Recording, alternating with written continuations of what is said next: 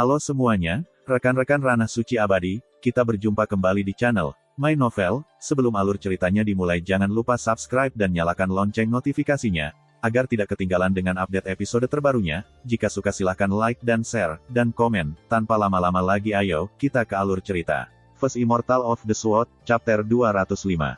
Setelah mereka makan, Cha Jin dengan rajin mengerjakan piring. Kakak ipar, bagaimana seseorang secantik kakak Cha Jin menjadi gadis pelayanmu? Wen Lingsui bertanya dengan rasa ingin tahu. Dia bersedia berada di sini, kata Su Yi acuh tak acuh. Selain itu, bahkan jika orang biasa ingin menjadi pelayanku, mereka tidak akan memenuhi syarat. Wen Lingsui menggerutu, senyumnya seperti bunga yang bermekaran setelah hujan. Kakak ipar, kamu bahkan telah belajar membunyikan klaksonmu sendiri. Su Yi menggelengkan kepalanya dengan putus asa. Kenapa? Bahkan ketika aku mengatakan yang sebenarnya, tidak ada yang percaya padaku. Kakak ipar, jangan mengatakan sesuatu yang begitu konyol dengan wajah datar, oke? Wen Lingsui hanya tertawa lebih keras. Suaranya jernih dan menyenangkan, seperti air yang menggelegak dari mata air. Su Yi memperhatikan sejenak, tetapi tawanya yang tajam terbukti menular, dan segera, dia tertawa bersamanya. Jadi, menurutmu aku selucu itu saat berbicara? Wen Lingsui buru-buru menggelengkan kepalanya, lalu duduk tegak. Aku hanya berpikir kamu jauh lebih ceria dari sebelumnya, tapi lebih baik begitu. Anda tidak tahu betapa khawatirnya saya ketika kami berdua masih tinggal di perkebunan keluarga Wen. Anda hanya merajuk sepanjang hari dengan wajah tertekan. Su Yi menghela nafas dengan emosi juga. Semua itu adalah masa lalu. Kakak ipar, apakah kamu pergi menemui kakak? Wen Lingsui bertanya tiba-tiba. Suasana riang langsung hening. Su Yi terdiam sejenak, lalu berkata, kemarin, saya melakukan perjalanan ke Akademi Asal Surga dan bertemu dengan saudara perempuan Anda. Kemudian, kalian berdua tidak marah, kan? Mata Wen Lingsui yang cerah dan berkilau menatap tajam ke arah Su Yi, seolah mencoba melihat apa yang sebenarnya dia pikirkan. Ekspresi Su Yi tetap tenang, bahkan tanpa riak emosi. Kakakmu sangat gelisah dan tidak rasional, tapi kami akhirnya menyelesaikan kekacauan ini. Ini yang terbaik, untuk kita berdua. Hati Wen Lingsui entah kenapa bergetar. Dia membeku, dia baru menyadari ada yang tidak beres. Su Yi terdiam, lalu berbisik, jangan biarkan imajinasimu lari bersamamu.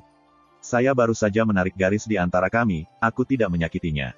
Menarik, kamu menarik garis di antara kalian berdua. Ekspresi Wen Lingsui berubah secara dramatis, dan matanya yang cerah melebar. Tangannya diam-diam mengepal. Lingsui, aku tahu kamu selalu ingin memperbaiki hubunganku dengan saudara perempuanmu, tetapi kamu tahu kepribadian saudara perempuanmu lebih baik daripada siapapun. Mengakhiri pernikahan ini adalah obsesi hatinya, tidak ada perubahan itu. Su Yi menghela nafas. Bagaimanapun, menarik garis di antara kita akan bermanfaat bagi kita berdua. Bulu mata panjang Wen Lingsui berkibar, dan ekspresinya berubah tak menentu. Waktu yang lama berlalu sebelum dia menghela nafas dengan sedih. Sebenarnya, saya sudah memperkirakan ini akan terjadi sejak lama. Saya hanya tidak berpikir itu akan terjadi begitu cepat. Ekspresinya tertunduk dan benar-benar putus asa. Kamu tidak menyalahkanku atas ketidakberdayaanku. Su Yi berkata dengan lembut. Wen Lingsui menggelengkan kepalanya dan berbisik, kamu dan saudara perempuanku sama-sama menjadi korban dari perjodohan ini. Tapi terkadang, aku berpikir, jika bukan karena perjodohan ini, aku tidak akan pernah bertemu dengan kakak iparku. Aku benar-benar tidak tahu harus berbuat apa. Su Yi menatap ke langit yang jauh. Ini adalah hukum takdir. Saya khawatir bahkan dewa dan dewa abadi tidak dapat memahami hal-hal seperti itu. Dia berhenti, tatapannya kasihan. Dan kau terjebak di antara kakakmu dan aku. Mendengar berita ini pasti membuatmu kesal. Bingkai halus Wen Lingsui bergetar. Dia merasakan sengatan asam di hidungnya, dan tepi matanya memerah. Kakak ipar, apakah benar-benar tidak ada cara untuk memperbaikinya?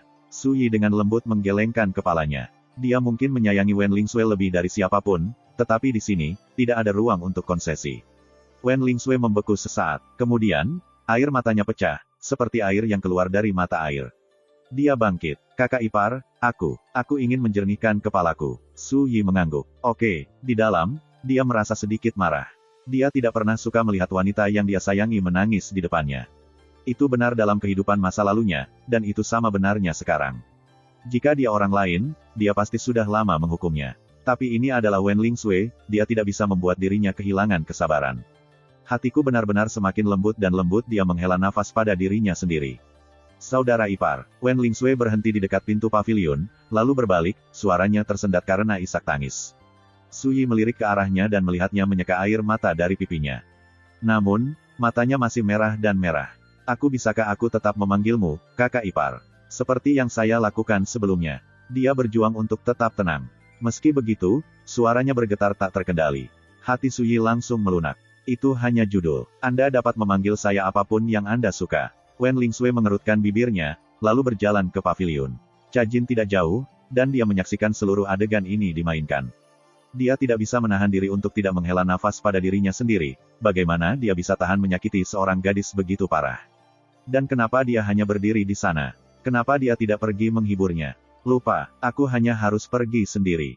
Cajin berbalik dan berlari ke pavilion setelah Wen Lingsui. Suyi duduk di sana, sendirian, menyaksikan sekawanan burung bermain-main di kolam. Ekspresinya tenang dan acuh tak acuh seperti sebelumnya. Namun, dalam hati, dia tidak bisa menahan diri untuk tidak mengejek dirinya sendiri. Keterikatan emosional benar-benar memotong terdalam. Saya mungkin memiliki pengalaman 108.000 tahun kehidupan masa lalu saya, tetapi bisakah saya benar-benar tidak tergoyahkan dan tidak tergoyahkan? Lagi pula, siapa yang bisa benar-benar tidak berperasaan? Waktu berlalu. Setelah beberapa saat, Cajin muncul dari pavilion. Dia ragu-ragu sejenak, lalu berkata, "Tuan muda, Nona Lingsui ingin pergi ke Akademi Asal Surga untuk melihat saudara perempuannya. Dia tidak tahu bagaimana menghadapimu sekarang, jadi saya datang untuk memberitahu Anda itu atas namanya."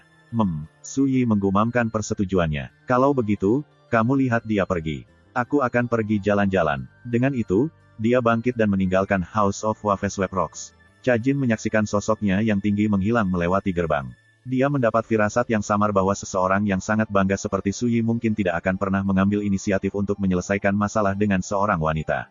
Tidak peduli siapa dia, Cajin entah kenapa menghela nafas. Tapi sesaat kemudian, dia tidak bisa menahan tawa pada dirinya sendiri.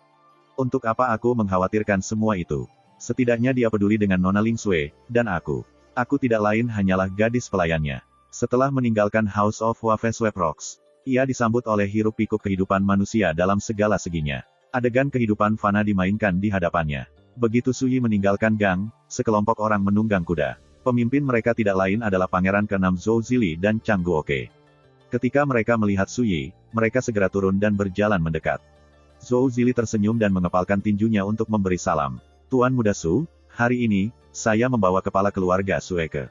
Sebelum dia bisa menyelesaikannya, Suyi memotongnya. "Tidak peduli apa itu, kembalilah lain hari." Dengan itu, dia melanjutkan ke depan. Zhou Zili dan teman-temannya tercengang. Mereka tidak tahu mengapa dia bertindak seperti ini. Hanya setelah Suyi menghilang dari pandangan, Zhou Zili bereaksi.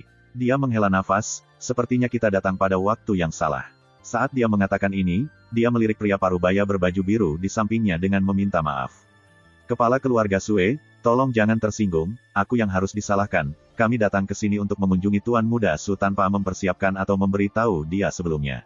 "Itu sebabnya." Pria parubaya berbaju biru itu tertawa. "Yang mulia ke-6, Anda tidak perlu menjelaskannya. Bagaimana saya bisa mengingat kejadian sepele seperti itu?" Dia dicukur bersih, dengan bahu lebar dan pinggang sempit. Dia memiliki udara ilmiah, dan senyumnya seperti angin musim semi yang menenangkan.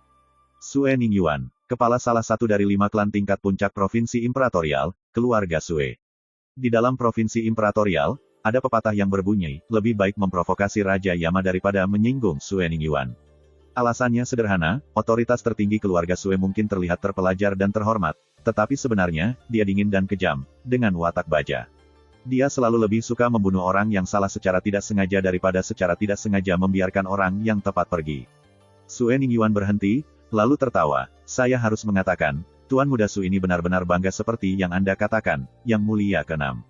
Zhou Zili menghela nafas. Ketika orang biasa sombong, itu biasanya hanya kesombongan yang dipasangkan dengan kurangnya kesadaran diri yang mencolok, tetapi Tuan Muda Su berbeda.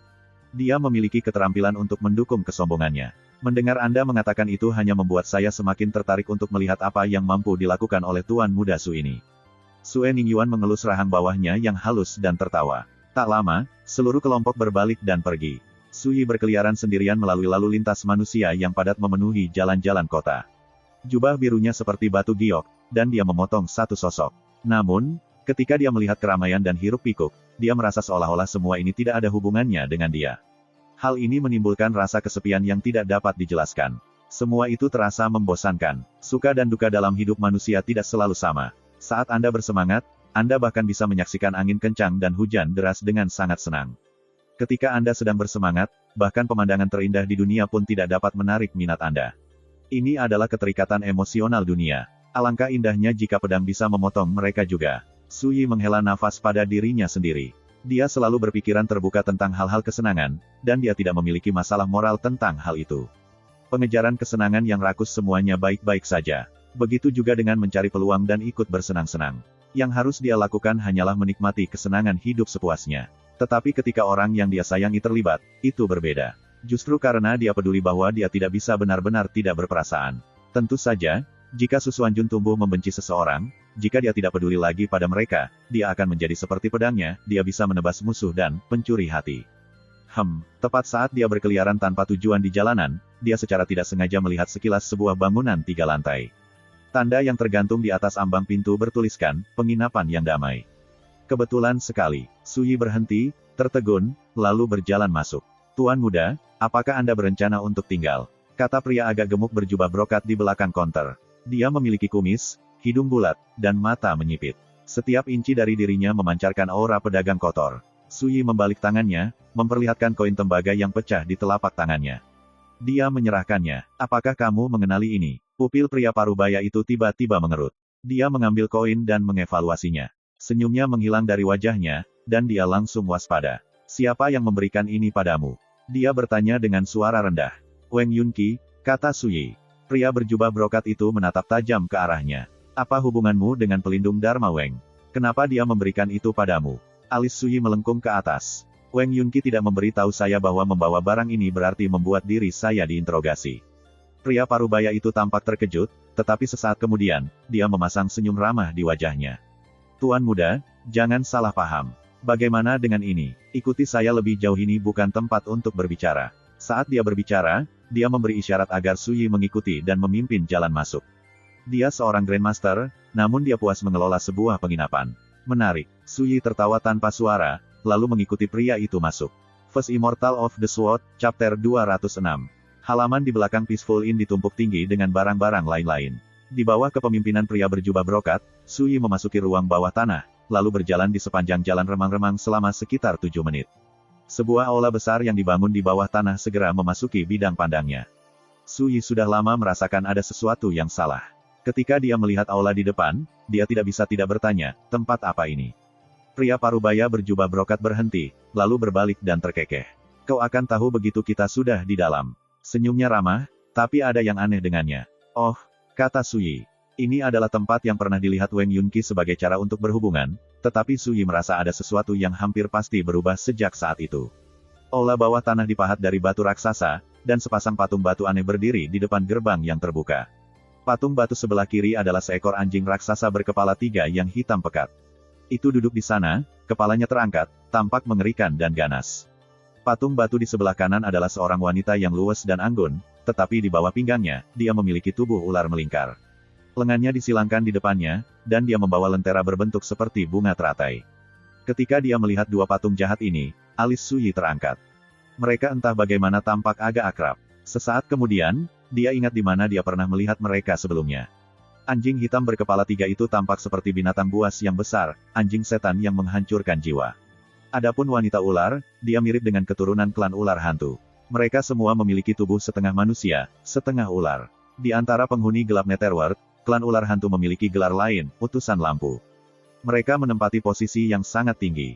Tempat ini sebenarnya agak menarik, pikir Su Yi dalam hati. Dia tidak akan menduga bahwa mengandalkan pecahan koin tembaga yang diberikan Wang Yunqi padanya akan menyebabkan dia dibawa ke tempat seperti ini. Tapi kemudian, apapun yang terjadi selanjutnya, dia hanya harus menghadapinya secara langsung. Itu berhasil, dia bosan dan tidak ada yang lebih baik untuk dilakukan. Dia tidak keberatan melihat rahasia apa yang bersembunyi di dalam ruang bawah tanah ini. Dua penjaga berdiri di depan dua patung batu. Ketika mereka melihat pria berjubah brokat memimpin Su Yi, mereka langsung mengepalkan tangan.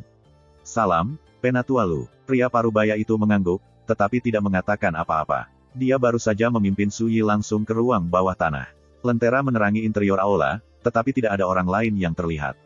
Nah, Tuan Muda, mari kita bicara bisnis. Pria itu duduk di tengah aula dan tertawa kecil. Namun, tatapannya semakin tumpul. Aku di sini hanya untuk melihat-lihat. Su Yi duduk santai di kursi terdekat. Aku tidak menyangka kamu akan membawaku ke sini. Aku sebenarnya agak penasaran, untuk apa kamu melakukan semua ini. Senyum pria parubaya itu memudar. Pria yang lugas tidak menggunakan kata-kata terselubung. Tuan muda, saya harap Anda bekerja sama, demi Anda. Suaranya terasa lebih dingin dari sebelumnya, dan sekarang membawa keagungan yang mengesankan. Su Yi tersenyum. Tiba-tiba, dia bertanya, apakah kamu anggota gerbang pembawa kematian? Karena kamu sudah mengetahuinya, kamu harus mengerti bahwa meskipun Wang Yunqi pernah melihat tempat ini sebagai benteng, penginapan damai sekarang berada di bawah kendali kita. Ekspresi pria itu sekarang datar dan acuh tak acuh, tetapi matanya memancarkan cahaya dingin. Dan kamu sekarang hanyalah seekor ikan kecil yang dengan bodohnya melemparkan dirinya ke dalam jaring nelayan. Apakah Anda hidup atau mati tergantung pada apakah Anda bekerja sama atau tidak. Ekspresi Su Yi setenang biasanya, dan dia sama sekali tidak terkejut. Apa yang ingin kamu ketahui? Pria parubaya berjubah brokat menyandarkan tubuh gemuknya kembali ke kursinya dan berkata datar, ceritakan tentang hubungan Anda dengan Wang Yunqi dan mengapa Anda datang ke penginapan damai. Singkatnya, jika Anda ingin hidup, ceritakan semua yang Anda tahu. Oh, kata Su Yi santai. Aku mengalahkan Wang Yunqi, dan dia setuju untuk membawaku menemui pemimpin cabang provinsi Kekaisaran Gerbang Pembawa Kematian, Huyan Hai, jadi dia memberiku koin ini. Dia bilang kalau aku pergi ke Peaceful Inn, aku bisa menghubunginya. Sebelum dia bisa melanjutkan, pria parubaya itu memotongnya. Untuk apa kamu mencari pemimpin cabang? Matanya bersinar dengan cahaya yang mengesankan dan menyeramkan. Saya sedang menyelidiki asal-usul sepotong giok jiwa. Jiwa giok, pria parubaya berjubah brokat tampak tercengang, dan secara naluriah dia menegakkan tubuh. Wang Yunqi memberitahumu tentang sepotong giok jiwa itu. Betul sekali, Su Yi mengangguk. Ekspresi pria parubaya itu berubah tidak menentu, dan beberapa saat kemudian, dia berteriak, itu tidak benar.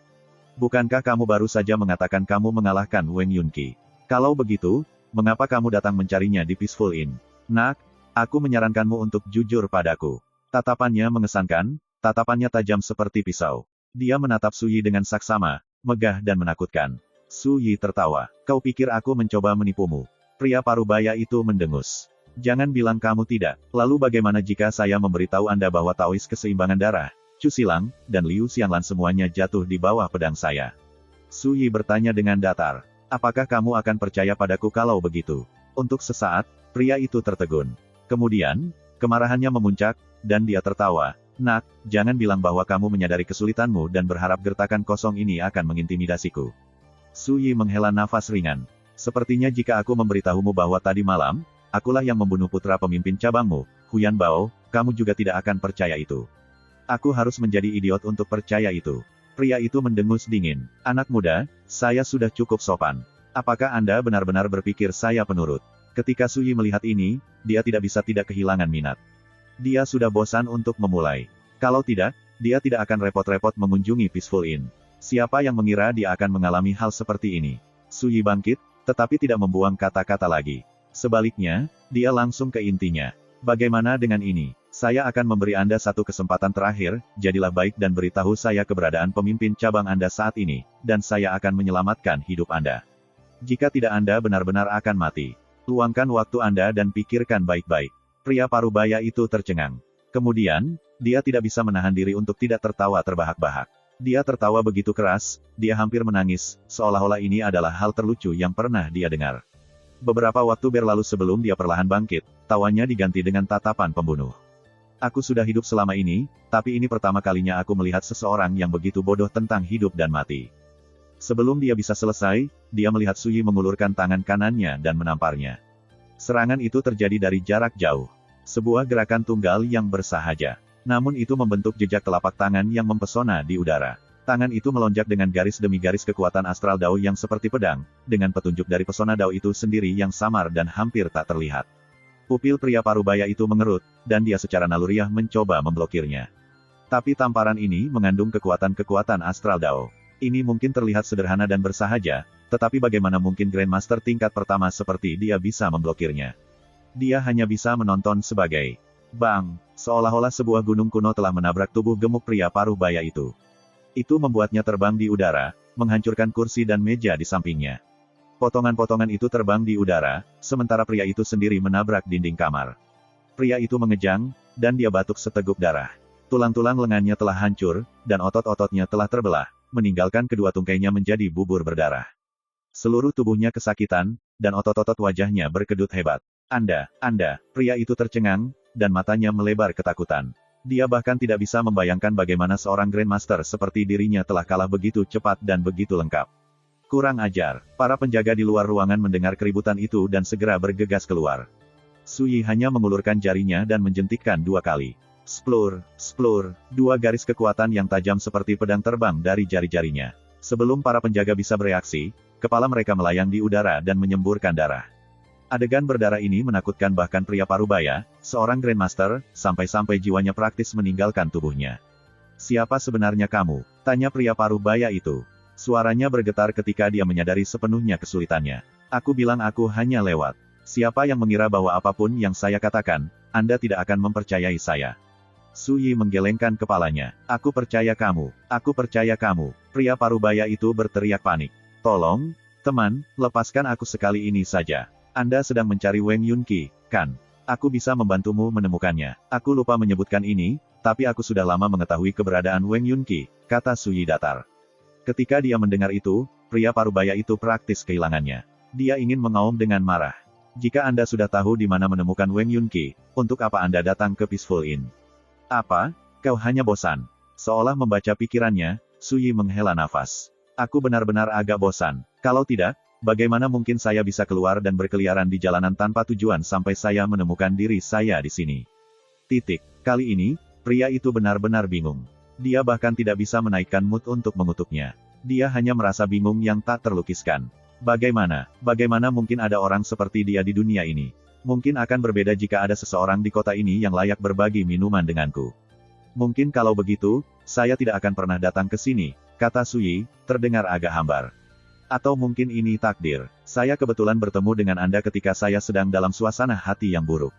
Takdir, ya, seperti neraka itu. Pria parubaya itu ingin menangis, tetapi dia tidak punya air mata.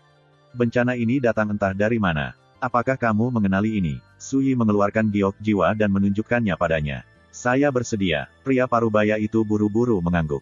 Itu adalah giok jiwa misterius yang dibawa kabur oleh pencuri tua, Wang Yunqi.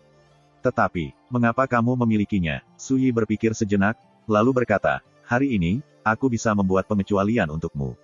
Selama Anda memberi saya beberapa petunjuk tentang batu giok ini, saya tidak akan membunuh Anda.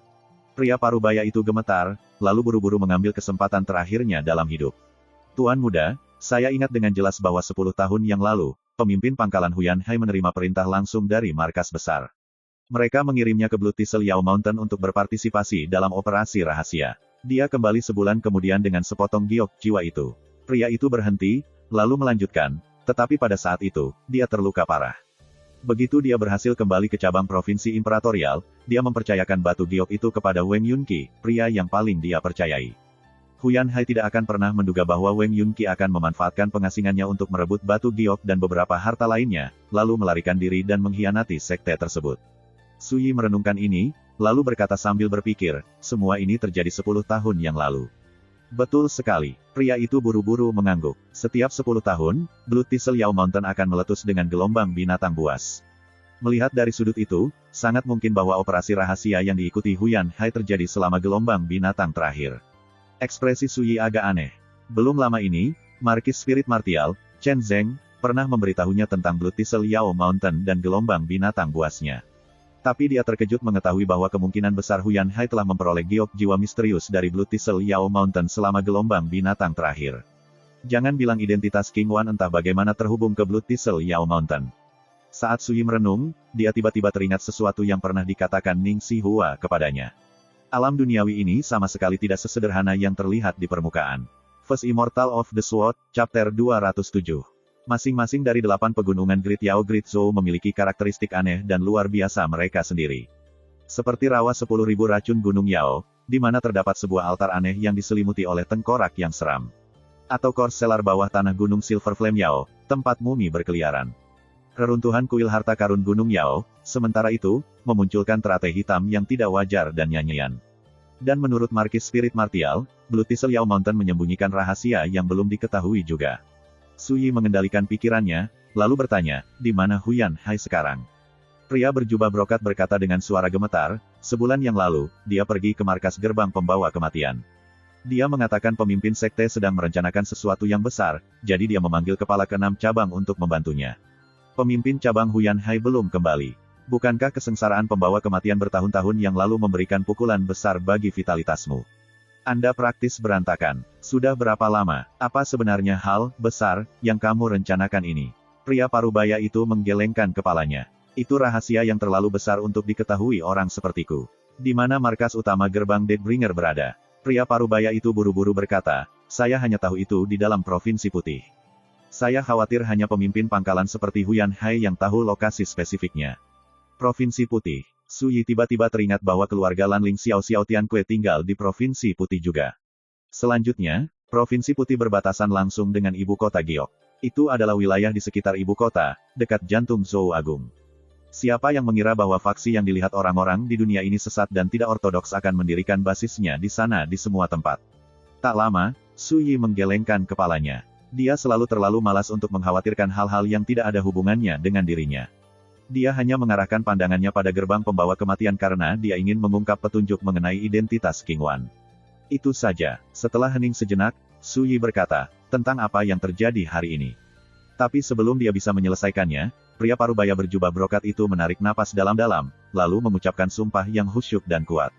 Tuan muda, aku, Lu Chuan, bersumpah pada langit bahwa aku tidak akan membocorkan apapun yang terjadi di sini hari ini. Jika saya melanggar sumpah saya, semoga saya menderita murka surga dan mati dengan kematian yang mengerikan. Kau terlalu memikirkan ini, kata Su Yi. Aku baru saja akan mengatakan bahwa ketika Huyan Hai kembali, kamu dipersilakan untuk menceritakan semuanya padanya. Jika dia ingin membalas dendam, dia bisa datang mencariku di House of Waveswap Rocks.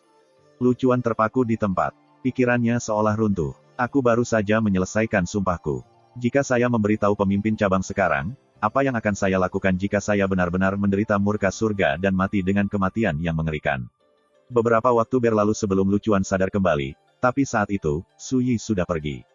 Su Yi tidak sepenuhnya mempercayai apa yang dikatakan Lu Chuan kepadanya, jadi dia berencana untuk memverifikasinya. 1 jam kemudian, Su Yi muncul di Lasting Peace Land. Bangunan-bangunannya yang padat itu pendek dan rusak. Seluruh area menjadi kacau. Kemarin, Su Yi tiba di sini dengan Zheng Muyao di kereta kuda keluarga Zheng. Dia menggunakan lilin berwarna darah untuk menemukan tempat tinggal Wang Yunqi saat ini. Namun, pada saat itu, yang dia inginkan hanyalah pergi ke Akademi Asal Surga, itulah sebabnya dia memilih untuk tidak bertemu dengan lelaki tua itu. Kali ini, Su Yi pergi ke sana sendirian, menyusuri jalan berliku di jalan-jalan sempit dengan mudah. Tak lama, dia tiba di kediaman kumuh yang sama. Tepat ketika dia akan mengetuk pintu, dia berhenti. Indranya yang tajam mengingatkannya pada fluktuasi formasi yang samar dan hampir tak terlihat. Itu berlari sepanjang jalan di sekeliling gedung. Jika dia mengetuk secara langsung, dia pasti akan mengundang malapetaka. Dia menggunakan formasi untuk mengaburkan suara yang datang dari halaman, tetapi juga dapat digunakan untuk membunuh musuh. Kenapa melakukan ini? Apa yang dia jaga? Su Yi memikirkannya. Dia merasakan dorongan tiba-tiba, dan simbol-simbol yang tidak jelas muncul di kedalaman tatapannya yang jelas dan tak terduga. Mereka mengingatkan pada api emas. Murid kecerdasan emas yang berapi-api.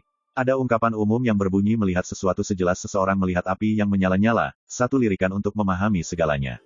Murid kecerdasan emas yang berapi-api adalah seni rahasia jiwa, aplikasi halus dari kekuatan persepsi jiwa. Itu seperti anugerah ilahi, dorongan besar untuk penglihatan. Itu memungkinkan Anda untuk merasakan energi spiritual, Yin Qi, energi yang sangat buruk, dan energi tak berbentuk lainnya yang tak terhitung jumlahnya tersebar di seluruh langit dan bumi.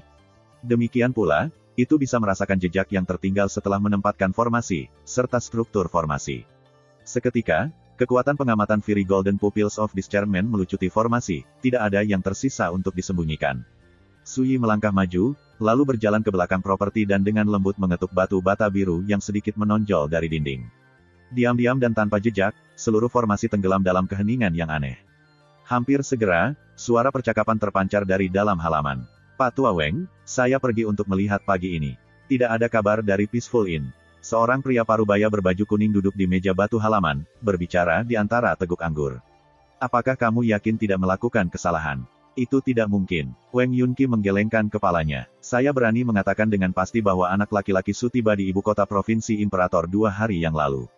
Pria parubaya berbaju kuning berkata, kalau begitu mungkin dia tidak lagi berniat mengunjungi penginapan. Alis Wang Yunqi berkerut, dan dia menghela nafas. Mungkin, pria parubaya berbaju kuning tidak bisa tidak bertanya, apakah Anda benar-benar berpikir seorang pemuda seperti itu dapat bersaing dengan Huyan Hai? Wang Yunqi bahkan tidak ragu-ragu. Dia bisa. Jika Anda menyaksikan kekuatan bocah itu dengan mata kepala sendiri, Anda akan mengerti betapa mengerikan kemampuannya. Bahkan hantu tua itu, Blood Balance, masih jauh dari lawannya. Dia berhenti, dan matanya bersinar terang. Juga, intuisiku memberitahuku bahwa Grandmaster tingkat kedua seperti Huyan Hai juga tidak mungkin bisa mengalahkannya. Pria parubaya berbaju kuning tiba-tiba menurunkan suaranya. Tapi apakah kamu tidak khawatir bahwa anak Su akan menangkap niatmu yang sebenarnya dan membalas dendam? Apa yang harus ditakuti? Wang Yunqi tertawa dan berkata dengan santai, dia ingin menyelidiki asal-usul giok jiwa yang misterius. Itu pasti akan menyebabkan konflik dengan Huyan Hai. Yang saya lakukan hanyalah meminjam tangannya untuk menyingkirkan Huyan Hai atas nama saya. Tapi kamu sangat menyadari bahwa dia telah tiba di ibu kota provinsi, namun kamu masih belum memberitahunya bahwa gerbang pembawa kematian telah mengambil alih penginapan damai, kata pria berbaju kuning. Wang Yunqi tertawa. Kamu tidak mengerti. Saya melakukan pengkhianatan, menerima semua risiko yang menyertainya, hanya untuk mendapatkan batu giok itu, hanya agar dia kabur dengannya. Aku benci dia. Bagaimana bisa aku tidak? Jika saya bisa mengambil kesempatan ini untuk membuat bocah itu jatuh tersungkur, itu akan sia-sia. Hampir segera setelah dia mengatakan ini, sebuah suara tenang melayang dari balik dinding halaman. Apakah itu niatmu yang sebenarnya? Senyum Wang Yunqi membeku di tempat, dan dia segera berdiri dan mengeluarkan cakram formasi hitam. Kuku jarinya dengan kejam menggaruk permukaannya, dan suaranya menggelegar. Mengaktifkan, suara itu bergema di keempat penjuru. Namun halaman tetap sangat sunyi. Yang mengejutkannya, formasi besar yang dia tempatkan di sekitar tempat itu tidak bereaksi sedikitpun. Ekspresi Wang Yunqi berubah secara dramatis, dan tanpa ragu sedikitpun, dia berteriak, cepat dan lari. Dengan itu, dia melompat ke dinding belakang halaman. Kecepatan reaksinya dan ketajaman gerakannya sangat mengesankan, dia benar-benar pria tua yang cerdas dan cerdas. Hanya setelah Wang Yunqi melarikan diri, pria berbaju kuning itu sadar dan bergegas berdiri dengan panik. Tapi sesaat kemudian, Wang Yunqi membeku di tempat, terlalu takut untuk menggerakkan otot. Seorang pria muda berbaju biru berdiri di depannya. Dia mungkin terlihat tenang, terpisah, dan tidak mengancam, tetapi Wang Yunqi merasa seperti tikus yang menatap kucing. Dia segera berkeringat dingin. Dia menarik napas dalam-dalam, lalu mengepalkan tinjunya. Tuan Muda Su, kapan kamu sampai di sini? Su Yi tersenyum tipis. Apa yang sebenarnya ingin kamu tanyakan adalah, bagaimana aku menemukan tempat ini? Wang Yunqi menjadi kaku, seringai pahit di bibirnya. Dia sudah bisa menebak bahwa Su Yi telah mendengar setiap kata dari percakapan mereka barusan. Tuan Muda Su, aku tahu aku telah melakukan kesalahan padamu, dan kamu berhak menghukumku, tapi... Saat dia mengatakan ini, Wang Yunqi jelas jauh lebih tenang dari sebelumnya. Dia melanjutkan, jika Anda menyerang saya sekarang, saya khawatir Anda tidak akan memiliki harapan untuk menemukan Huyan Hai. Jika Anda bersedia memberi orang tua ini kesempatan untuk memperbaiki kesalahannya, saya jamin saya akan membawa Anda menemui Huyan Hai di sini dan sekarang. Su Yi tertawa. Apakah Anda benar-benar berpikir bahwa tanpa Anda, saya tidak dapat menemukan Huyan Hai sendiri? Saya tidak akan merahasiakannya dari Anda, saya baru saja mengunjungi Peaceful Inn dan memperoleh beberapa informasi. Saya sudah tahu bahwa Huyan Hai saat ini tidak berada di provinsi Kekaisaran. Hati Wang Yunqi langsung tenggelam dalam keputusasaan. Lalu, Tuan Muda, mengapa kamu tidak langsung menyerang? Wang Yunqi bertanya dengan muram. Su Yi menghela nafas, tapi dia terlihat agak bingung. Dia bergumam pada dirinya sendiri, dia benar. Ada apa denganku hari ini? Mengapa membuang begitu banyak waktu untuk berbicara sebelum saya menyerang?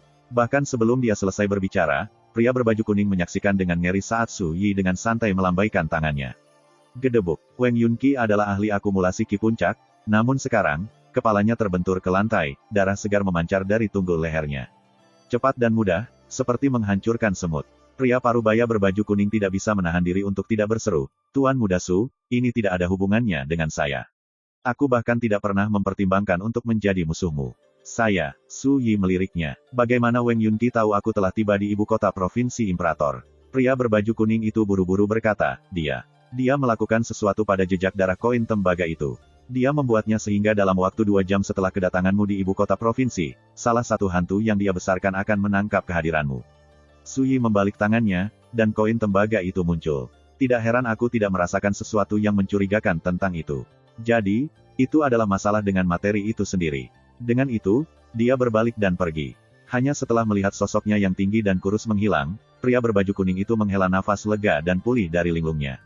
Tangan kanannya mengendur, memperlihatkan belati merah yang dia pegang selama ini. Pegangannya benar-benar tertutup keringat. Aku hanya senang aku menahan dorongan untuk menyerang sekarang, kata pria itu, menyeka keringat dari alisnya. Bajingan tua Wang Yunqi itu praktis menyeretku ke bawah bersamanya. Rumah batu yang disapu gelombang. Hari semakin larut, dan air kolam yang biru jernih memantulkan cahaya senja, menghasilkan tampilan warna yang luar biasa. Cha Jin telah menunggu cukup lama. Ketika dia melihat Su Yi kembali, dia berdiri. Tuan muda, saya sudah melihat Nona Ling Sui ke Akademi Asal Surga. Penatua Zhuge King secara pribadi membimbingnya untuk melihat saudara perempuannya. Su Yi menggumamkan pengakuannya, lalu bertanya, apakah makan malam sudah siap? Cha Jin mengangguk, lalu berkata dengan lembut, dan aku membeli 2 toples anggur tua berkualitas. Jika Anda sedang dalam suasana hati yang buruk, saya akan dengan senang hati menemani Anda untuk minum atau 2. Su Yi membeku, lalu menunjuk dirinya sendiri. Apakah kamu pikir aku terlihat seperti sedang dalam suasana hati yang buruk? Cha Jin menggigit bibirnya, lalu berkata, ya, benar. First Immortal of the Sword, Chapter 208.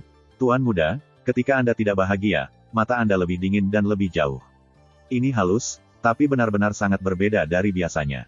Juga, Anda biasanya suka menghabiskan sore hari dengan bermeditasi, tidur siang, atau berbaring di kursi rotan Anda dan menatap ke angkasa. Satu-satunya hal yang tidak Anda sukai adalah pergi jalan-jalan. Namun kali ini, Anda keluar selama 4 jam penuh. Itu sangat tidak biasa untukmu. Juga, saya seorang wanita, dan intuisi saya memberitahu saya bahwa kepergian Nona Ling Sui telah membuat Anda dalam suasana hati yang aneh. Apakah saya benar? Dia berbicara dengan lembut, tidak berani menatap mata Su Yi. Su Yi menatapnya sebentar, sedikit terpana. Akhirnya, dia berkata, ayo makan. Dengan itu, dia berjalan langsung ke pavilion, tetapi di dalam, dia merasa agak aneh. Apakah wanita ini sudah belajar membaca emosi saya? Makan malamnya mewah, dan setiap hidangan adalah salah satu favorit Su Yi. Ada juga 2 kendi berisi 10 kati berisi minuman keras. Secara keseluruhan, itu adalah pemandangan yang cukup menggoda. Ketika dia melihat ini, Su Yi mengangguk puas. Tarif malam ini terlihat lumayan. Cha Jin menyingsingkan lengan bajunya dan mengambil semangkuk bubur untuk Su Yi. Dia memberinya senyum menawan. Aku hanya senang kamu menyukainya. Selanjutnya, dia membuka toples anggur pertama dan menuangkan masing-masing segelas penuh. Di bawah cahaya lampu, kulitnya seputih salju. Dia menakjubkan, dan ekspresinya lembut dan lembut. Hari ini, dia mengenakan rok muslim nila, dan rambut panjangnya diikat, menonjolkan lehernya yang panjang dan menguraikan fitur-fiturnya yang indah.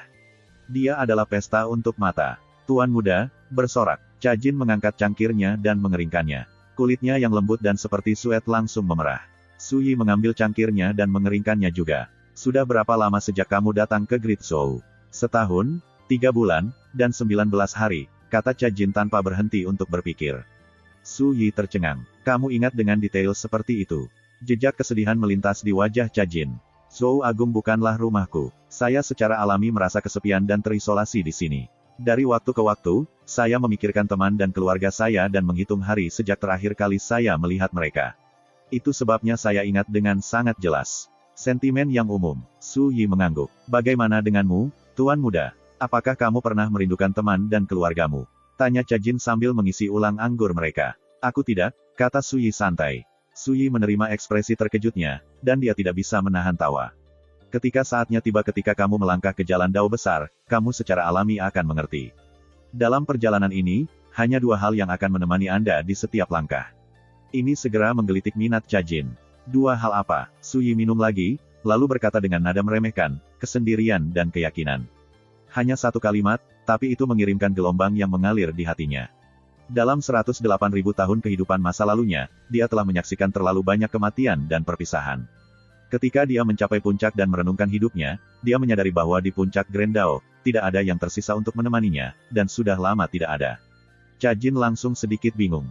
Kalau begitu, mengapa bahkan mengejar Grand Dao? Su Yi memikirkannya, lalu berkata, gunung itu ada di depan kita, hanya menunggu seseorang untuk mendaki sampai ke puncak. Dan di mataku, ada pedang Dao yang lebih tinggi di luar sana yang menungguku untuk melampauinya. Dia mengatakan ini, lalu menggelengkan kepalanya dan tertawa datar. Kamu tidak akan mengerti. Cha Jin tersenyum. Saya akan mencoba dan membungkus kepala saya di sekitarnya di hari-hari mendatang. Cahaya lampunya lembut, dan dari waktu ke waktu, dengungan serangga dan gemerisik rumput masuk dari luar, menambah lapisan ketenangan tambahan. Mereka berdua mengobrol dan makan. Sebelum mereka menyadarinya, mereka menghabiskan seluruh botol minuman keras. Untuk pertama kalinya, Cha Jin menyadari bahwa meskipun Su Yi adalah orang yang tidak banyak bicara, dia cukup banyak bicara ketika suasana hati melandanya. Kata-katanya sederhana, terbuka, dan mudah dimengerti, Tetapi kata-kata itu memberikan banyak bahan untuk dipikirkan dan mengandung kebenaran yang misterius. Terutama ketika Su Yi melepaskan wawasannya tentang kultivasi. Ini, lebih dari segalanya, membuatnya mendesah kagum. Mungkin karena dia terlalu banyak minum, Cajin berbicara lebih berani dari biasanya. Setelah beberapa saat, dia mulai menayangkan daftar keluhan yang panjang. Dia berkata bahwa dia adalah murid yang luar biasa, dan bahwa dia adalah putri dari Raja Prefektur Wei Besar, dan meskipun dia mungkin bukan wanita tercantik di zamannya, dia tidak pernah kekurangan pengagum dan pelamar, namun Su Yi hanya melihatnya sebagai pelayan untuk memerintah dan Su Yi juga terpengaruh. Ini adalah pertama kalinya dia minum berlebihan sejak membangkitkan kembali ingatan akan kehidupan masa lalunya. Saat dia mendengarkan Cajin mengeluh seolah-olah dia adalah semacam korban tragis, dia tidak bisa menahan tawa kering. Ini disebut tidak mengetahui nasib baik diri sendiri. Bagaimana menjadi pelayanku berbeda dari menentang surga dan mengubah nasibmu. Begitu dia memikirkan ini, Su Yi mengeluarkan selembar kertas yang ditutupi dengan tulisan tangan yang ringkas dan menyerahkannya. Ambil, dia tampak agak mabuk, dan dia sudah bertindak agak sembrono, meskipun itu belum sampai pada titik meninggalkan semua pengekangan. Tetap saja, ini terasa berbeda dari ketenangan dan ketidakpeduliannya yang biasa. Apa itu? Mata Cajin seperti kolam yang jernih, dan dia masih mempesona, tetapi alkohol telah mempengaruhinya. Dia saat ini berbaring merosot di atas meja. Lihat dirimu sendiri. Su Yi menggosok alisnya, merasa sedikit pusing. Dia menyadari bahwa dia tidak bisa minum lagi, jadi dia segera bangkit untuk pergi. Siapa yang mengira bahwa sebelum dia bisa, Cajin akan mengulurkan tangan, meraih lengan bajunya, dan menegurnya.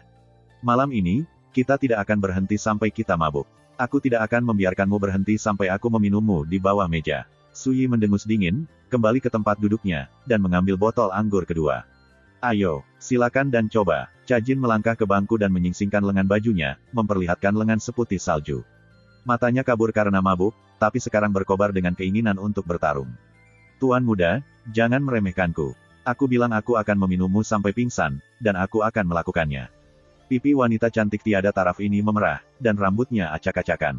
Di bawah pengaruh minuman keras, dia menunjukkan sikap agresif dan sombong yang biasanya tidak dia miliki. Ketika Su Yi melihat ini, dia tidak membuang kata-kata lagi, dan mereka berdua minum dengan putus asa. Su Yi mabuk. Seolah-olah dia sedang kesurupan. Semuanya kabur dan tidak jelas, tetapi sepertinya dia mengalami mimpi yang sangat pedih. Dalam mimpinya, dia merasakan panas yang membakar menyelimutinya dan menolak untuk melepaskannya. Sesuatu menghalangi mulutnya, membuatnya sulit bernapas, dan dia tidak bisa menahan diri untuk tidak berjuang. Itu adalah reaksi naluriah. Dalam menghadapi mati lemas yang akan segera terjadi, siapapun akan memilih untuk melawan. Tapi setelah itu, dia merasa seolah-olah dia tenggelam dalam awan yang lembut dan kabur. Gelombang demi gelombang kehangatan, kenyamanan yang tak terlukiskan menyapu dirinya, menenangkan jiwanya dan mensublimasikan pikiran dan tubuhnya. Segera, semua energi vitalnya memperoleh pelepasan. Sepanjang mimpi yang mencolok dan beragam itu, dia mendengar serangkaian suara yang tidak jelas. Mereka menyerupai tangisan sedih, tetapi juga nyanyian Oriole yang berkicau dan gembira. Tapi saat dia hampir dikenali, kesadarannya kembali menjadi kabut-kabur. Dia tidak tahu berapa lama waktu berlalu. Yang dia tahu hanyalah lidahnya terasa kering dan ada sedikit rasa sakit di tengkoraknya. Dia tiba-tiba membuka matanya. Dia segera menemukan bahwa ada sesuatu yang salah. Ini bukan kamarnya. Aroma lembut menyerang lubang hidungnya, mengejutkannya. Dia tidak bisa membantu tetapi berbalik untuk melihat. Kemudian, dia melihat ada seorang wanita berbaring di sampingnya. Rambutnya berantakan, dan bahunya yang bersalju setengah terbuka. Kepalanya bersandar di bantal, jadi dia hanya bisa melihat setengah dari wajahnya yang cantik. Kulitnya tampak lembut dan halus seperti suet, dan bibirnya yang kemerahan sedikit mengerucut. Suara napasnya lembut dan lembut, seperti anak kucing yang mendengkur. Sebuah bunga dalam istirahat. Cajin, tadi malam, jangan bilang kita. Su Yi berjuang untuk mengingat. Samar-samar dia ingat mengadakan kontes minum dengan Cajin. Pada akhirnya, Cajin tidak bisa menahan minuman keras lagi, dan dia tergeletak dalam keadaan mabuk. Karena kebaikan hatinya, dia mengangkatnya dan membawanya kembali ke kamarnya. Tapi kemudian, setelah itu, dia tidak mengingat apapun sama sekali. Ekspresi Su Yi berubah tak menentu. Dia hanya ingin tahu satu hal, apakah dia meniduriku? Atau aku menidurinya? Beberapa saat kemudian, Su Yi menghirup udara keruh, lalu bangkit dari tempat tidur yang harum itu. Setelah itu, dia melihat pakaiannya dan pakaian Cajin berserakan di lantai. Dia bangkit, lalu berjalan ke meja, dan menyesap beberapa teguk teh dari teko yang ada di sana. Setelah itu, dia mengumpulkan pakaiannya dan pergi. Ketika dia menutup pintu, mata Cajin berkibar, dan dia terbangun dari tidur nyenyaknya. Dia menghela nafas, tampaknya sepenuhnya santai. Dia berjuang untuk duduk, lalu tiba-tiba mengerutkan kening dan mendengus rendah. Wajahnya memerah, dan matanya yang cantik melebar linglung. Tadi malam, setelah beberapa saat, dia menghela nafas lagi, lalu bergumam pada dirinya sendiri, aku tidak akan pernah minum lagi. Aku seperti anak domba di sarang harimau. Saya membiarkan dia mengambil keuntungan dari saya, dan saya bahkan tidak bisa mengeluh. Cha-Jin melirik pakaian yang berserakan di lantai. Dia tidak bisa menahan tawa pahit. Dia bahkan tidak bisa mengambil pakaianku juga. Dia bangun dari tempat tidur, tetapi begitu dia berdiri, kaki panjang dan montok itu terhuyung-huyung, dan dia akan jatuh jika dia tidak meraih bingkai tempat tidur tepat waktu. Bajingan itu. Tadi malam, dia benar-benar gila. Ketika dia dalam keadaan menyesal, dia merasa malu dan kesal, dan dalam hati dia menggertakkan giginya. Dia kemudian terlatih-tatih dan berpakaian, meringis menahan rasa sakit yang menusuk sebelum menata ulang rambutnya yang panjang dan acak-acakan. Tapi ketika dia meninggalkan kamarnya, dia merasa sedikit bersalah. Dia tidak tahu bagaimana menghadapi Su Yi ketika dia melihatnya. Yang membuatnya senang, Su Yi saat ini tidak berada di paviliun. Hanya setelah menyadari hal ini dia menyelinap keluar untuk mencuci pakaian, diam-diam seperti pencuri. Hanya setelah dia mengenakan pakaian bersih dan dia membuat dirinya bagus dan rapi, dia memberanikan diri untuk kembali ke lantai pertama. Tidak ada yang membersihkan sisa makanan dingin dari pesta tadi malam, dan bau minuman keras menyebar di udara. Cha-Jin merasakan sakit kepala datang. Apakah saya harus membersihkan semua ini juga? Tapi saat tatapannya menyapu meja, dia melihat kertas itu tertutup tulisan tangan kecil yang padat, dan dia membeku sesaat sebelum pergi untuk memeriksanya. Lama berlalu sebelum dia membuang muka, tetapi hatinya sudah melonjak dengan gelombang emosi yang besar. Ini adalah kertas yang diberikan Su Yi padanya tadi malam. Di atasnya ada teknik kultivasi yang telah disiapkan Su Yi untuknya, 9 kedalaman sutra persepsi kekacauan. Setiap kata seperti permata, itu sangat ajaib. Sebagai perbandingan, teknik warisan sekte roda bulan terlalu kasar dan kasar. Tidak ada keraguan tentang itu, 9 kedalaman sutra persepsi kekacauan adalah harta yang tak ternilai harganya. Seandainya Su Yi memberikan ini padanya hari ini, dia akan sangat tidak senang, dia akan merasa seperti dia telah menukar tubuhnya untuk itu. Tapi jelas bukan itu masalahnya. Itu pasti karena aku setuju untuk tinggal di sisinya kemarin. Itu sebabnya dia meluangkan waktu untuk menyiapkan hadiah seperti ini untukku. Dan dia setuju untuk menginstruksikan saya dalam kultivasi saya. Saat Cha-Jin berpikir sendiri, dia mencengkeram kertas itu ke dadanya. Kegembiraan dan kebahagiaan memenuhi dadanya, dan bibir merahnya melengkung menjadi senyuman. Kecantikan adalah kecantikan, apakah dia tersenyum atau mengerutkan kening. Dia adalah contoh hidup dari ini. Sementara itu, di tepi kolam, Su Yi bersandar ke kursi rotannya, melihat bunga teratai bergoyang di bawah cahaya fajar yang lembut. Dia merasa benar-benar lesu dan sangat santai. Satu-satunya penyesalannya adalah karena dia minum begitu banyak tadi malam, dia tidak bisa mengingatnya. First Immortal of the Sword, Chapter 209. Sudah lama sekali, tapi kamu masih belum membereskan semuanya. Suara Su Yi yang agak tidak senang terpancar dari luar paviliun. Cha-Jin membeku, lalu bergegas keluar. Ketika dia melihat Su Yi berbaring di kursi rotannya, dia merasa sangat malu. Dia menundukkan kepalanya dan berkata, "Tuan muda, tadi malam." Su Yi meliriknya, "Cepat dan belikan kami sarapan." Rasa malu dan gembira Cha-Jin tumbuh sayap dan terbang menjauh. Alisnya berkerut menjadi garis-garis gelap. Jadi, pria ini baru saja memikirkan sarapan. Cha-Jin mengangguk, lalu berbalik untuk pergi. Ketika dia melihat ini, Su Yi tercengang menyadari bahwa saat dia bergerak, ada sesuatu yang tidak wajar tentang gaya berjalannya, dia terhuyung-huyung sedikit seperti bebek. Sesaat kemudian, Su Yi hanya bisa tertawa terbahak-bahak. Ketika Cha-Jin mendengar ini, dia awalnya bingung, tetapi dia dengan cepat mengerti, lalu pergi, menutupi wajahnya. Ibu kota prefektur kekaisaran, keluarga Yu. Gubernur Provinsi Xiang Tianqiu mengunjungi mereka secara pribadi pagi itu. "Saudara Yu, saya mendengar bahwa Anda dan Pangeran ke-6 menemui jalan buntu." Xiang Tianqiu langsung ke pokok permasalahan begitu mereka berada di dalam dan duduk. Yu Baiting tersenyum. "Betul sekali, itulah hasil yang Anda harapkan, bukan, Saudara Xiang?" Xiang Tianqiu tidak bisa menahan tawa. "Nah, bagaimana, Saudara Yu, apakah Anda bersedia bergabung dengan Kam yang mulia kedua?" Yu Baiting mengangkat cangkir tehnya ke bibirnya, menyesapnya, lalu menghela nafas. "Aku tidak akan membohongimu, Saudara Xiang. Saya saat ini fokus untuk menemukan cara untuk berurusan dengan Su Yi, dan saat ini saya tidak punya rencana untuk memikirkan masalah lain." Xiang Tianqiu merenung sejenak, lalu berkata, "Saya pernah mengatakan bahwa bahkan jika Pangeran ke-6 menolak untuk melenyapkan anak kecil itu, saya, Xiang Tianqiu, tidak akan menolak." Yu Baiting menghela nafas. "Saudara Xiang, Su Yi tidak sesederhana yang Anda bayangkan. Jika Anda bertanya kepada saya, Anda sebaiknya tidak terlibat." Siang Tianqiu tertegun sejenak. Kemudian, dia tertawa terbahak-bahak. Kakak Yu, kamu tidak perlu mengandalkan ejekan untuk membuatku bertindak. Saya sudah mengatakannya, jadi saya tentu tidak akan menarik kembali kata-kata saya. Selain itu, Su Yi masih muda. Bahkan jika dia lebih kuat, bagaimana mungkin dia bisa bersaing dengan kita orang-orang tua? Yu Baiting berkata dengan sungguh-sungguh, Saudara Siang, aku tidak meremehkanmu. Maksud saya setiap kata, Su Yi mungkin terlihat muda, tapi dia jauh dari sebanding dengan pemuda biasa. Dia kemudian melanjutkan untuk mengungkapkan bagaimana Su Yi membunuh Penatua Wen. Ketika Siang Tianqiu mendengar keseluruhan cerita, ekspresinya berubah tak menentu. Penatua Wen adalah salah satu pendukung terkuat Yu Baiting, dan Grandmaster tingkat kedua pada saat itu, namun Su Yi telah membunuhnya. Itu benar-benar di luar dugaan Siang Tianqiu. Beberapa saat kemudian, dia mengulurkan jari ke Yu Baiting dan memarahinya dengan bercanda. Kamu rubah tua, mengapa Anda tidak mengatakannya lebih awal? Memberitahu saya bahwa sekarang berarti sudah terlambat bagi saya untuk mengambil kembali janji saya sebelumnya. Yu Baiting tidak bisa menahan tawa juga. Seperti yang saya lihat, Anda bukan tipe orang yang menyesali kata-kata Anda, Su Yi juga tidak akan cukup untuk mengintimidasi Anda.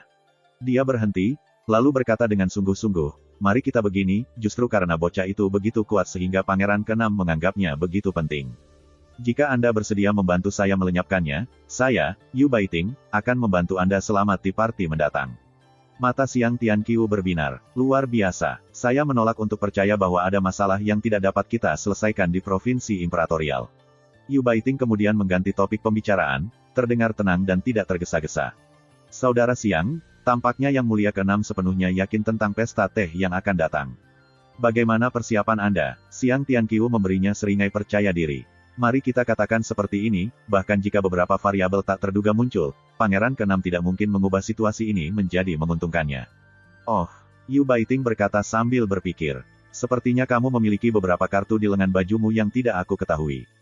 Hanya dengan menyiapkan kartu yang cukup, Anda dapat beradaptasi dengan semua kemungkinan yang mungkin terjadi, tawa Gubernur Provinsi. Teh party ini akan menentukan penggantiku, dan itu akan mempengaruhi perebutan kekuasaan antara Pangeran kedua dan ke-6. Saya tidak berani berpuas diri sedikit pun. Dengan itu, dia bangkit dan mengucapkan selamat tinggal pada Yu Baiting. Yu Baiting secara pribadi melihatnya ke pintu, lalu kembali, bersandar ke kursinya, dan tenggelam dalam pikirannya. Tea Party mendatang akan menentukan gubernur provinsi berikutnya. Saat ini, dari 5 klan tingkat puncak ibu kota provinsi Kekaisaran, keluarga Zhao, keluarga Bai, keluarga Yu, dan gubernur provinsi Siang Tianqiu semuanya telah memutuskan untuk berpihak pada pangeran kedua. Keluarga Zheng dan Sue, sementara itu, berdiri bersama pangeran ke-6. Cloudlight Marquis, Shen Jiusong, dan tentara skala merahnya selalu mempertahankan sikap netral. Mereka tidak mungkin ikut campur dalam perjuangan antara pangeran kekaisaran ini. Perbedaan dukungan sudah jelas terlihat, dan pangeran ke-6 sudah lama mendapati dirinya berada dalam posisi yang kurang menguntungkan. Tapi Yu Baiting yakin Zhou Zili punya trik. Satu-satunya hal yang tidak dapat dia pahami adalah apa yang memberi Siang Tianqiu keyakinan mutlak dan tak tergoyahkan dalam kemenangan terakhirnya. Kartu apa yang telah dia siapkan? Yu Baiting menghela nafas. Aku hanya harus menunggu Tea Party dimulai. Mungkin saat itu, semuanya akan menjadi jelas. Harta milik gubernur provinsi. Begitu dia kembali, Siang Tianqiu tenggelam dalam perenungan yang hening juga. Su Yi. Kenapa nama itu familiar? Siang Tianqiu merenung, lalu tiba-tiba teringat bukankah gadis Wen Lingzhao itu, yang diimpikan oleh putraku, menikah dengan seorang pria muda dengan nama yang sama. Apakah Minger ada di rumah? Tanya Siang Tianqiu. Seorang pelayan tua berkata dengan lembut, Tuan muda kembali ke Akademi Asal Surga 2 hari yang lalu. Dia belum kembali sejak tadi. Oh, kata Siang Tianqiu. Katakan padaku, jika kamu adalah pangeran ke-6, apakah kamu akan membuang dukungan keluarga Yu demi seorang pemuda lajang? Pelayan itu berhenti sejenak, lalu berkata, itu tergantung pada apakah dia layak atau tidak. Anak itu bernama Su Yi, kata Siang Tianqiu. Dia memiliki kekuatan yang cukup untuk membunuh Grandmaster tingkat kedua. Potensinya tidak diragukan lagi menakutkan. Pelayan itu merenungkan, tetapi jika itu hanya masalah kekuatan individunya yang mengesankan, dia tidak mungkin sepenting dukungan dari seluruh keluarga Yu. Jika saya pangeran ke-6, saya pikir saya lebih suka mengorbankan Su Yi dan memenangkan kesetiaan keluarga Yu. Siang Tianqiu mengangguk. Aku merasakan hal yang sama, namun pangeran ke-6 dengan keras kepala bersikeras membuang dukungan keluarga Yu untuk melindungi Su Yi. Ada sesuatu yang aneh terjadi di sini. Pelayan itu berkata dengan serius, Yang Mulia, anak itu bermarga, Su. Mungkinkah dia memiliki hubungan dengan keluarga Su ibu kota Giok? Murid Siang Tianqiu mengerut dengan marah, dan dia duduk tegak, ekspresinya muram. Jika Sui benar-benar anggota keluarga Su, maka ini benar-benar masalah. Keluarga Su ibu kota Giok, sebuah faksi besar yang berdiri di puncak Zhou Agung, dengan pengaruh yang cukup untuk mengubah arah seluruh kekaisaran. Fondasi dan akumulasi pengetahuan mereka sangat menakutkan di luar imajinasi. Yang mulia, saya ingat 20 tahun yang lalu, kepala keluarga Su membuat kesepakatan dengan kaisar saat ini untuk tidak ikut campur dalam perebutan kekuasaan kekaisaran. Keluarga Su telah mempertahankan kesepakatan mereka selama 20 tahun sekarang. Mereka tidak pernah sekalipun menyatakan dukungan untuk pangeran manapun. Pelayan tua itu melanjutkan dengan suara rendah, bagaimana saya melihatnya, jika Sui benar-benar keturunan keluarga Su, bagaimana mungkin dia berjanji pada pangeran ke-6? Mata Siang Tianqiu berkilat. Keluarga Su sangat luas, murid mereka berjumlah ribuan, dan faksi bawahan mereka meluas ke seluruh Zhou Agung. Dari 9 raja non-Zhou, 3 berasal dari keluarga Su, dan mereka bertanggung jawab atas 5 dari 18 markis non-Zhou. Berat otoritas mereka cukup untuk mempengaruhi bangsa secara keseluruhan. Namun, setelah mengatakan semua ini, mata Siang Tianqiu berbinar. Tapi itu tidak berarti barisan mereka tidak termasuk orang bodoh yang tidak punya otak. Bagaimana jika Sui benar-benar putra keluarga Su? Pelayan itu terdiam sejenak. Yang mulia, bagaimana kalau pelayan Anda menyelidiki asal-usulnya? Itu tidak akan berhasil. Hanya beberapa hari yang lalu, monster tua Yu Baiting, Wen, mencoba melakukan hal itu, berakhir dengan kematiannya. Saya tentu tidak ingin melihat Anda mengikuti jejaknya. Siang Tianqiu memikirkannya, lalu membuat keputusan. Lupakan, saya pribadi akan menulis surat untuk memberitahu pangeran kedua. Dia akan mengirim orang-orangnya ke keluarga Su untuk menyelidiki atas nama kita. Kemudian, kita akan tahu yang sebenarnya. Setelah makan makanan yang dibawa Cha Jin bersamanya, Sui kembali menghabiskan waktunya untuk berkultivasi, sama seperti sebelumnya. Tampaknya bahkan setelah semua yang terjadi tadi malam, tidak ada yang berubah untuknya. Cha Jin awalnya malu-malu dan tidak yakin, tetapi ketika dia melihat Sui bertindak seolah-olah semua ini tidak ada hubungannya dengan dia secara bersamaan santai dan merasa sedikit sedih. Apakah orang ini benar-benar akan berpura-pura tadi malam tidak pernah terjadi? Atau dia tidak peduli sama sekali padaku? Cha Jin menghabiskan sepanjang hari menderita atas masalah yang membuat frustrasi ini, membuatnya sedikit keluar darinya. Hanya ketika malam tiba dia tiba-tiba menyadari masalah tertentu. Jika Sui tiba-tiba mulai berbicara dengan perhatian lembut dan membisikkan kata-kata manis, bagaimana rasanya? Tidak ada bedanya dengan melihat hantu. Setelah mencapai kesimpulan ini, Cha Jin tertawa. Dia merasa itu lucu, tetapi juga sedikit membuat frustrasi. Sui malas dan bangga. Bagaimana mungkin dia bisa berubah menjadi tipe untuk membujuk dan menenangkan seorang gadis dalam semalam? Baru kemarin, dia meninggalkan Nona Lingsue sambil menangis. Namun dia tetap tidak tergerak, dan dia tidak berusaha untuk memperbaiki keadaan. Sekarang saya memikirkannya, sudah jelas orang ini tidak akan pernah melakukan sesuatu yang sembrono atau klise. Dia bukan tipe orang yang membisikkan hal-hal manis. Jika dia benar-benar menjadi pembicara yang fasih seperti itu, aku sebenarnya akan agak kecewa. Sebaliknya, semakin sombong dan kasar dia, semakin nyata dia terlihat. Ini juga bagus. Paling tidak, saya tidak perlu khawatir dia menjadi pembohong atau munafik.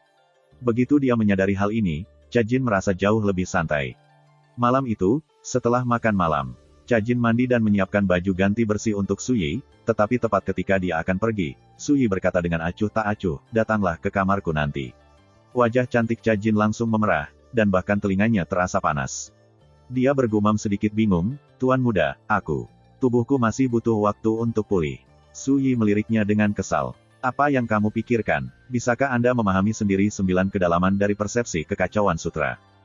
Cha Jin tertegun, lalu dia bertanya dengan linglung, Tuan muda, Anda berencana untuk menginstruksikan kultivasi saya. Bagaimana menurutmu? Tanya Sui. Cha Jin langsung merasa malu. Dia merindukan tidak lebih dari sebuah lubang untuk menyembunyikan dirinya. Baru setelah Sui selesai mandi, dia mengetuk pintunya dan berjalan masuk. Kemari. Sui tergeletak di tempat tidurnya. Kita akan mulai dengan bagian pertama dari halaman pertama 9 kedalaman persepsi kekacauan sutra. Dengarkan baik-baik, aku hanya akan menjelaskan ini sekali. Cha Jin bergegas maju, mengesampingkan pikirannya yang berserakan, dan mendengarkan dengan penuh perhatian. Waktu berlalu, dan segera, langit menjadi gelap seperti tinta. Saat cahaya matahari terbit di cakrawala, Cha Jin terbangun dengan linglung. Ketika dia melihat spray dan selimut yang tidak dikenalnya, dia tanpa sadar tertegun. Baru saat itulah dia ingat bahwa, meskipun dia tidak tahu mengapa, untuk beberapa alasan yang tidak jelas, dia menghabiskan malam di kamar Sui. First Immortal of the Sword, Chapter 210. Dengan saya di sini, akan sulit untuk kalah bahkan jika dia ingin. Selama beberapa hari berikutnya, House of Waveswap Rocks tetap tenang, dan Su Yi menikmati momen kedamaian yang langka. Namun, di sela-sela sesi kultivasi, dia terkadang memikirkan Wen Lingsui, dan itu membuatnya merasa sedikit tidak enak badan dan mudah tersinggung. Untungnya, itu tidak sampai pada titik tekanan emosional. Cha Jin hampir sama seperti dia sebelumnya. Dia mengambil tanggung jawab untuk semua pekerjaan rumah tangga, serta berbagai macam tugas seperti menyeduh dan menuangkan teh. Namun, tidak seperti sebelumnya, dia dipenuhi dengan harapan untuk masa depannya. Sejak berkultivasi 9 kedalaman Perchive Chaos Sutra, dia akhirnya mulai menyadari betapa bodohnya dia sebelumnya. Dia akhirnya mulai memahami seluk-beluk kultivasi. Teknik kultivasi rahasia ini telah membuka pintu ke dunia baru. Cakrawalanya, pandangan dunianya, dan pengetahuannya tentang kultivasi semuanya telah mengalami pergeseran kosmik. Dia akhirnya mengerti bagaimana Su Yi bisa, di usianya yang masih muda, menguasai kekuatan menakutkan yang mengingatkan pada dewa atau abadi. Dia tidak benar-benar dewa atau abadi. Hanya saja teknik kultivasi yang dia miliki jauh melampaui dunia ini. Satu-satunya masalah adalah, setiap malam, saat malam semakin dekat, Cha Jin merasa sedikit tidak enak badan. Dia sudah mengerti apa yang Su Yi lakukan. Dia mengundangnya ke kamarnya atas nama menginstruksikan kultivasinya, tetapi itu semua hanyalah tipu muslihat untuk memikatnya. Tapi Cha Jin tidak memanggilnya untuk itu. Lagi pula, mendengarkan Su Yi menguraikan seluk-beluk halus kultivasi sangat bermanfaat baginya. Dia bahkan tampaknya telah mendapatkan rasa untuk semua ini. Setiap malam, dia mendapati dirinya agak menantikan untuk mengunjungi kamar Su Yi. Larut malam itu, Zhou Zili memimpin Chang Guoke dan Zheng Tianhe berkunjung. Ketika dia melihat Cha Jin, Zhou Zili tercengang meskipun dirinya sendiri. Dia hampir tidak mengenalinya. Ini karena, sangat kontras dengan keanggunannya yang dulu, setiap gerakan Cha Jin sekarang memancarkan pesona yang tiada taraf. Miliknya adalah keindahan bunga mekar penuh. Dia seperti teratai yang dibelai oleh angin musim semi yang lembut, halus, namun kecantikannya tak tertandingi. Zhou Zili telah berada di sekitar blok, dan dia secara alami mengerti apa yang telah terjadi. Dia tidak bisa membantu tetapi dalam hati menyesali perkembangan ini. Dia benar-benar telah cukup tergila-gila dengan Cha Jin, takdir terkadang bersekongkol melawanmu. Sekarang, dia hanya bisa menatap Cha Jin dari jauh, dia tidak lagi berani mengingininya. Saudara Su, pesta teh telah ditetapkan untuk besok saat fajar di puncak Gunung Barat, 10 mil di luar batas kota. Zhou Zili dengan cepat menjelaskan alasannya. Su Yi mengangguk. Apakah semua persiapanmu sudah beres? Zhou Zili memikirkannya, lalu menggelengkan kepalanya. Meskipun saya menyiapkan beberapa kartu truf, saya masih tidak tahu berapa banyak trik yang dimiliki Xiang Tianqiu untuk kita. Dia hanya bisa menghela nafas. Di masa lalu, saya salah mengira bahwa sebagai seorang pangeran, semua orang yang saya temui pasti akan memperlakukan saya dengan hormat. Namun, sejak saya terlibat dalam perebutan kekuasaan, saya menyadari bahwa semua rasa hormat itu palsu. Di ibu kota provinsi Kekaisaran, bahkan kepala klan tingkat puncak lokal berani menentang saya secara terbuka. Su Yi tidak tertarik mendengarnya mengeluh, jadi dia berkata langsung, apakah kamu punya urusan lain denganku? Zhou Zili berkata dengan tergesa-gesa, Saudara Su, saya baru-baru ini menerima intelijen baru. Sangat mungkin bahwa saudara laki-laki kedua saya telah mengatur beberapa Grandmaster yang sangat cakap untuk membantunya. Kali ini, Su Yi akhirnya menunjukkan tanda-tanda ketertarikan. Seberapa kuat? Mereka mengatakan salah satu dari mereka adalah seorang Grandmaster yang cukup kuat untuk masuk dalam 30 besar papan peringkat Grandmaster Agung Zhou. Tetapi saya tidak berani menebak dengan tepat siapa itu, Zhou Zili menjelaskan dengan kecepatan tinggi. Papan peringkat Grandmaster Agung Zhou. Su Yi tercengang. Ini adalah pertama kalinya dia mendengar hal seperti itu. Zhou Zili segera meluncurkan penjelasan yang sabar. Setiap 6 bulan, sebuah organisasi misterius yang disebut Pavilion 10 Arah, akan merevisi dan menerbitkan versi terbaru dari Papan Peringkat Grandmaster Agung Zhou. Semua orang dalam daftar adalah ahli top dari Great Zhou. Mereka yang berada di 30 teratas adalah, hampir tanpa kecuali, para ahli yang sudah lama berdiri di alam tungku dalam. Setiap yang terakhir dari mereka memiliki kultivasi yang gigih atau bakat luar biasa. Menurut Zhou Zili, lebih dari setengah dari mereka yang berada di 30 teratas berasal dari ibu kota Giok, dan semuanya setidaknya adalah Grandmaster tingkat 4. Tentu saja, ada beberapa talenta mempesona dari generasi muda di 30 teratas juga, tetapi itu relatif jarang. Salah satu contohnya adalah murid tertutup dari pengajar kekaisaran Hong Sensang, Fan Huaying. Dia adalah seorang jenius peringkat 19 di papan peringkat, dan dia terkenal di seluruh negeri. Ketika dia mendengar semua ini, Su Yi tidak bisa menahan diri untuk tidak menggelengkan kepalanya. Itu hanya daftar, tidak mungkin itu bisa mencakup setiap Grandmaster yang kuat di sekitar. Zhou Zili tersenyum. Itu wajar, tapi meski begitu, siapapun yang masuk dalam daftar pasti akan memenuhi reputasi mereka. Su Yi mengangguk. Itu benar. Benar? Faksi macam apa pavilion 10 arah ini? Zhou Zili menggelengkan kepalanya. Pavilion 10 arah sangat misterius, dan mereka bersembunyi di dalam bayang-bayang. Bawahan mereka tersebar di Great Zhou, Great Wei, dan Great Qin. Mereka biasanya mengabaikan urusan dunia biasa, tapi aku pernah mendengar ayah kekaisaran mengangkatnya. Tampaknya pemimpin mereka adalah dewa duniawi yang sangat kuat. Zhou Zili berhenti sejenak, lalu melanjutkan, pavilion 10 arah terkenal dengan informasi yang baik. Mereka berspesialisasi dalam mengumpulkan semua jenis intelijen, dan mereka menerbitkan berita yang relevan dengan seniman bela diri secara berkala. Menarik, kata Su Yi. Kalau begitu, jika saya membutuhkan informasi ke depan, saya bisa mulai dengan mereka. Zhou Zili menggelengkan kepalanya. Saudara Su, semua orang tahu bahwa kecuali anggota pavilion 10 arah mendekati Anda terlebih dahulu, mereka praktis tidak mungkin ditemukan. Su Yi menjawab dengan, oh. Mereka mengobrol sedikit lebih lama sebelum Zhou Zili buru-buru membawa Chang Guoke dan Zheng Tianhe pergi. Tea Party akan dimulai keesokan paginya. Pangeran ke-6 secara alami masih memiliki banyak hal untuk diperhatikan. Tuan Muda, apakah menurut Anda yang mulia ke-6 memiliki peluang untuk menang? Cha Jin bertanya dengan rasa ingin tahu. Tidak ada sama sekali, kata Su Yi tanpa banyak berhenti untuk berpikir. Dia mungkin terlihat pintar, tapi kenyataannya dia terlalu naif. Lawannya adalah perencana yang terlatih, dia bukan tandingan mereka. Dia berhenti, lalu berkata, tentu saja, dengan saya di sini, dia akan merasa sulit untuk kalah bahkan jika dia mau. Cha Jin menatapnya dengan aneh. Siapa yang memuji diri sendiri seperti itu? Tuan Muda, bisakah Anda sedikit lebih rendah hati? Tapi kemudian, ketika dia memikirkannya, sepertinya Su Yi benar-benar tidak perlu bersahaja tentang ini. Cha Jin berkata dengan lembut, tapi sepertinya Pangeran ke-6 tidak sepenuhnya percaya padamu. Kalau tidak, dia tidak akan tampak begitu khawatir. Dia berada di tengah-tengah semua ini, jadi dia tidak bisa melihat gambaran besarnya, itu saja. Semua orang ingin mendapatkan pemahaman yang jelas tentang skema orang lain. Mereka mengatakan, kenali dirimu dan kenali musuhmu, dan kemenangan sudah pasti. Namun, berapa banyak yang bisa mencapai itu dalam kontes yang sebenarnya? Su Yi berkata dengan tenang, masalah utamanya adalah dia terlalu lemah. Jika dia cukup kuat, mengapa dia peduli dengan hantu dan goblin yang datang memanggil? Apa yang akan dia pedulikan dengan skema lawannya? Yang harus dia lakukan adalah menghancurkan setiap rintangan di jalannya. Cha Jin menekan bibirnya menjadi seringai, tatapannya tiba-tiba penuh kelembutan. Dia tidak tahu mengapa, tetapi dia menemukan kombinasi dari sikap acuh tak acuh Su Yi dan penghinaan batinnya terhadap segala sesuatu di sekitarnya semakin menawan. Pergi dan beli makan malam kita. Cepatlah tentang itu. Su Yi bangkit, lalu berjalan masuk. Cha Jin melirik ke langit.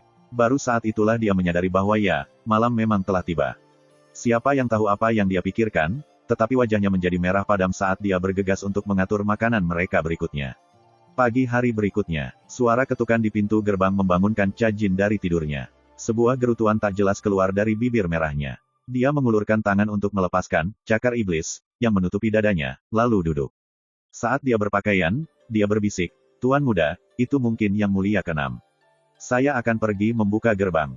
Dengan itu, dia bangkit dan meninggalkan ruangan.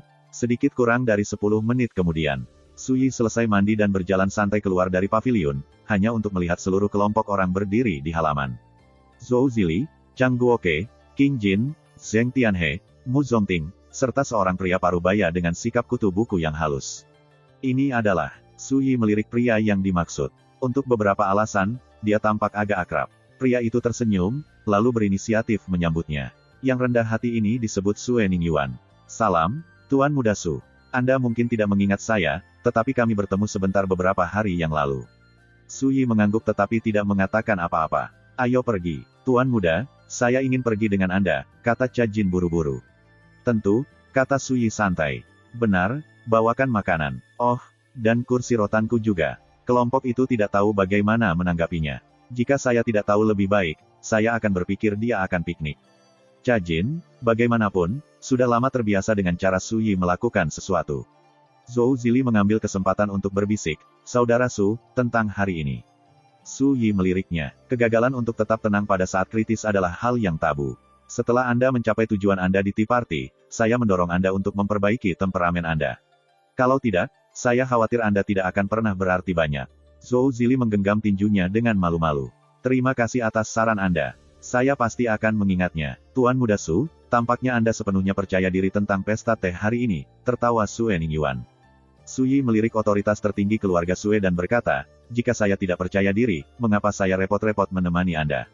Senyum di wajah Sue Ningyuan membeku di tempat, tapi Su Yi tidak mau repot menjelaskan lebih jauh. Dia baru saja keluar dari halaman. Ketika Zhou Zili melihat ini, dia bergegas mengejarnya. King Jin mengerutkan bibirnya. Orang ini semakin arogan. Dia tampak sama seperti sebelumnya, matanya yang cerah berkilau seperti ujung pisau, dan meskipun dia sangat cantik, dia memiliki aura lesu di sekelilingnya. Ketika dia menghadapi Su Yi, keadaan emosinya mengalami perubahan yang halus dan tidak dapat dijelaskan. Ini adalah pertemuan pertamanya dengan Su Yi di ibu kota provinsi imperatorial, tapi dia tahu banyak tentang apa yang dia lakukan akhir-akhir ini. Misalnya, dia tahu bahwa dia baru saja membunuh Liu Hongqi, sesepuh sekte luar dari sekte Roda Bulan dan Grandmaster tingkat ketiga. Terlebih lagi, dia tahu bahwa Pangeran ke-6 telah lama menaruh semua harapannya untuk menang di pesta teh hari ini di pundak Su Yi. Su Yi, baru berusia 17 tahun. Dan ketika dia melihat Cha Jin yang cantik tiada taraf begitu bahagia dan bersemangat untuk menemaninya, dia merasa agak bertentangan. Dia secara alami tidak lagi melihat Cha Jin hanya sebagai pelacur, tapi dia bahkan tidak bisa membayangkan mengapa murid warisan sekte Roda Bulan rela mengikuti Su Yi sebagai pelayan belaka. Lebih jauh lagi, dari raut wajah Cha Jin, terlihat jelas bahwa dia melakukan ini atas kemauannya sendiri. Apa yang akan terjadi jika saya setuju untuk menjadi pelayannya kembali di kapal menara? Seperti apa itu? Begitu pikiran ini muncul di benaknya, King Jin menggelengkan kepalanya dan mengesampingkan pikirannya yang berserakan. Setiap orang memiliki tujuan mereka sendiri. Dia tidak bisa memaksa dirinya untuk melakukan hal seperti itu. Tak lama kemudian, kelompok itu berangkat, mengendarai kereta kuda dari ibu kota provinsi dan menuju gunung barat 10 mil di luar batas kota. Terima kasih, sampai jumpa di episode berikutnya.